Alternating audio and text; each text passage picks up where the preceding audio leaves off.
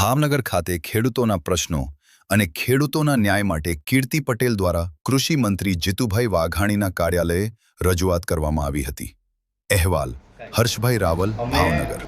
તમે તાજેતર તમે સાહેબ સુધી અમારો મેસેજ તો પહોંચાડી શકો ને, અને આ સાહેબને તો પહોંચાડી શકો। અમે તમને અલ્ટિમેટમ દેવા આવ્યા છીએ 15 દિવસનું સાહેબ, કારણ કે ગુજરાતના ખેડૂતો લડી થાક્યા, એને ગાંધીનગર આંદોલન કર્યું, રાજકીય લોકો આવીને રોટલા શેકી ગયા, ખેડૂત ન્યાય એનો કાંઈ કોઈ પ્રકારનો ઉકેલ આવ્યો નથી સાહેબ, બરોબર। અમારા ગુજરાતના યુવાનો અને જનરેશનનું એવું માનવું છે કે આપણા કૃષિ મંત્રી જીતુભાઈ વાઘાણી છે, પોતે ખેડૂત પુત્ર છે। હા, તો જીતુભાઈ વાઘાણી વધારે ખ્યાલ હોય કે ખેડૂત પુત્ર છે પોતે બી, બરાબર। અને હવે ખેડૂતો થાકી ગયા છે, અને હવે તમામે તમામ જે ગુજરાતના યુવા પુત્ર છે હવે એ જાગશે અને લડશે 110%। જ્યાં સુધી ખેડૂતોને ન્યાય નહીં મળે ત્યાં સુધી હવે નીચે નથી બેસવાનું। અમે 15 દિવસની રાહ જોશું, અને અમને પૂરેપૂરો જીતુભાઈ ઉપર ભરોસો છે અને વિશ્વાસ છે કે એમને ન્યાય યોગ્ય અપાવશે 15 દિવસમાં। અને જો નહીં અપાવે તો પછી અમારે લખ્યું જ છે અંદર, આ સોલ્યુશન કૃષિ મંત્રી, ઉર્જા મંત્રી અને રેવન્યુ મંત્રી ત્રણેયની અંડરમાં આવે છે, બરોબર। ત્રણેય મંત્રીઓ સારા એવા ભાઈબંધ છે, બરોબર। તો ખેડૂતોના હિતમાં એ સરકાર લક્ષી નિર્ણય કરી શકે એવી અમને પૂરી આશા છે।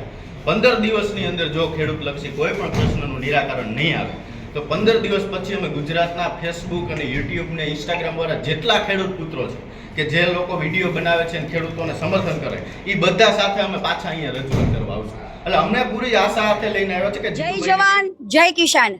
આજ રોજ અમે ભાવનગરની અંદર જીતુભાઈ વાઘાણીની કાર્યાલય આવ્યા છીએ કૃષિ મંત્રીના। ખેડૂતોને એકદમ યોગ્ય ન્યાય મળે ને એના માટે અલ્ટિમેટમ આપવા આવ્યા છીએ કે 15 દિવસની અંદર ખેડૂતોને યોગ્ય ન્યાય મળે અને યોગ્ય વળતર મળે એના માટે જે બીજા બધા રાજકારણ કરે છે, જે બીજા બધા પક્ષોના, અને પોતાના રોટલા શેકીને જતા રહે છે અને ખેડૂતોને ખોટા આંદોલન કરીને માર ખવડાવે છે અને ખોટી રીતના ભેગા કરે છે।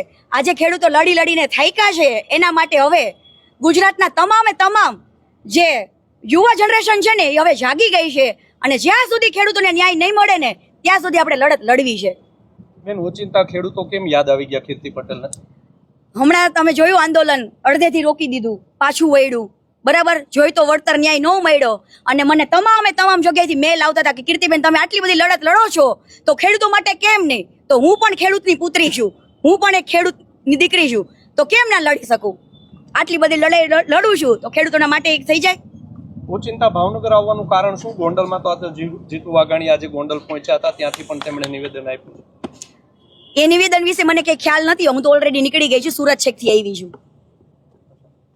જો માંગ સ્વીકારવામાં નહીં આવે તો અમે લોકો કઈ કહું તો છીએ, અંદર લખીને આપ્યું જ છે, અલ્ટિમેટમ આપ્યું છે કે જો યોગ્ય ન્યાય નહીં મળે તો અમે તમામ સોશિયલ મીડિયાના જેટલા બી સ્ટાર છે, જેટલા બી ખેડૂત પુત્ર છે, યુવાનો છે, એને બધાને લઈને અમે પાછા રજૂઆત કરશું। અને જીતુભાઈ પોતે ખેડૂત પુત્ર છે, અમને પૂરેપૂરો ભરોસો છે અને ગર્વ છે કે એક પટેલના દીકરાને જે ખેડૂત પુત્ર છે એને તો પરસેવાની મહેનત ખબર જ હોય ને, ખેડૂતને જે મહેનતની કમાઈ શું છે, પરસેવાની કિંમત શું છે એ તો યોગ્ય રીતે જાણતા હશે, તો એમને તો ખ્યાલ હોય ને કે ખેડૂતને ન્યાય મળવો જોઈએ કે ના મળવો જોઈએ। તો અમે લોકો અત્યારે પૂરા વિશ્વાસ સાથે આવ્યા છીએ જીતુભાઈ પાસે કે યોગ્ય ન્યાય ખેડૂતને અપાવશે, અને જો નહીં અપાવે તો અમે એમના પગ પકડી રાખશું જ્યાં સુધી ન્યાય નહીં અપાવે ને ત્યાં સુધી। અમને એક જ આશા છે કે ખેડૂતોનું ભલું હવે આ સિચ્યુએશનમાં કૃષિ મંત્રી એટલે જીતુભાઈ વાઘાણી સિવાય ખેડૂતોનું ભલું થવાનું નથી।